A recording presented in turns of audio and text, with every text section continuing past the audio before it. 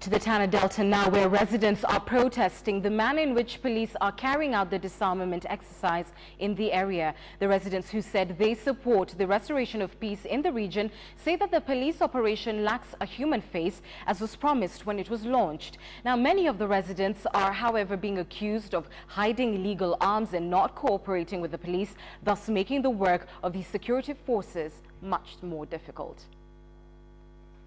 2 weeks after a contingent of heavily armed police officers arrived in Tana, residents are now lamenting that the officers, most of whom just graduated from the General Service Unit College, are using too much force while conducting the disarmament exercise.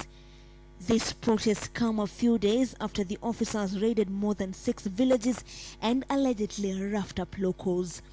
Galgalo Guyo is one of the people who is said to have been injured.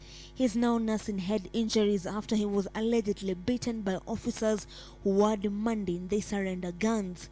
Kuna wenzangu pia hali yao ni mbaya mpaka saa hii, wameumizwa vibaya, watu karibu 30 na bado wako nyumbani. Sisi watu watatu tumeletwa hospitalini Malindi Hospital, mpaka saa hii tuko hapo.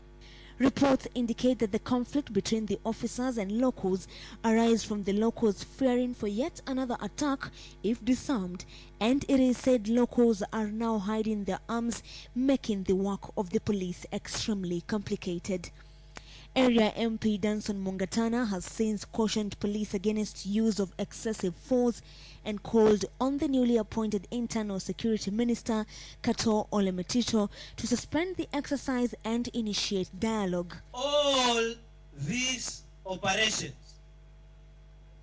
isimamishwe kwa muda kwanza, yeye ajaribu kuleta uwiano katika hawa watu ambao wanakoseana heshima na wanakoseana kwa mali zao. Efforts to contact the Senior Assistant Commissioner of Police Anthony Kamitu, who was in charge of the operations, were futile.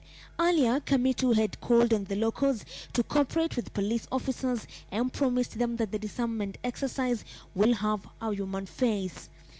As relative calm continues to be restored in Tana, a judicial commission of inquiry, which was appointed by the executive, has been given 30 days to give a full report on the clashes that have since left 120 people dead.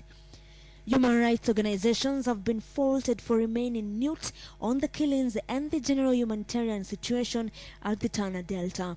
Some human rights organizations argue that the Tana massacre matches the jurisdictions of the International Criminal Court and the perpetrators should face charges against humanity. The European Union, in a statement, said the recent killings are worrying considering the country is gearing for the next general election. The body urged the Kenyan government to solve the issues precipitating the clashes as they could blow up after the elections.